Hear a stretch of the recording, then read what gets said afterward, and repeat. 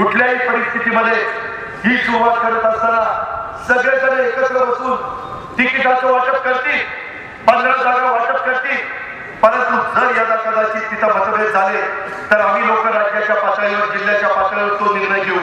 माझी मावळकरांनो, माझ्या राष्ट्रवादी काँग्रेस पार्टीच्या जीवभावाच्या कार्यकर्त्यांनो, जनतेवर विनंती आहे, उद्याच्याला 15 जागा ज्या काही राष्ट्रवादी काँग्रेस पक्ष तुम्हाला सगळ्यांना देईल, त्या जागा दिल्यानंतर, उमेदवार दिल्यानंतर त्याच उमेदवारांचं आपण सगळ्यांनी काम करा.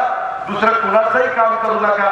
यदा कदाचित दुसरं कुणाचं काम करायला या स्टेजवरच्या एकाने जरी सांगितलं तर माझा नंबर आहे 98 500 51 222. मला नुसता फोन करून सांगा की अजित पवार ह्या गावात येऊन या तुमच्या मांडीला मांडी लावणाऱ्यांनी तुम्ही दिलेल्या उमेदवाराच्या ऐवजी दुसरं काहीतरी सांगण्याचा प्रयत्न केला, त्याला नाही राष्ट्रवादीचं बाहेर काढला तर नाव.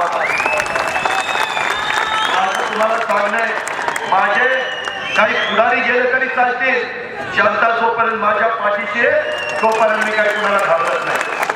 पवार साहेबांचे पण कित्येक आमदार निघून गेले, पवार साहेब डगमगले नाही. बापना साहेबांना, भेगडे साहेबांना माहिती आहे, 50 मधले 45 आमदार निघून गेले. पुन्हा पवार साहेबांनी सगळे आमदार निवडून आणले.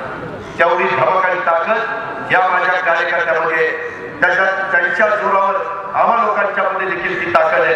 त्याच्यामुळं आता मागचं किती उगाळत बसलं तर उकरत बसलं तर त्याच्यातनं काही निघत नाही.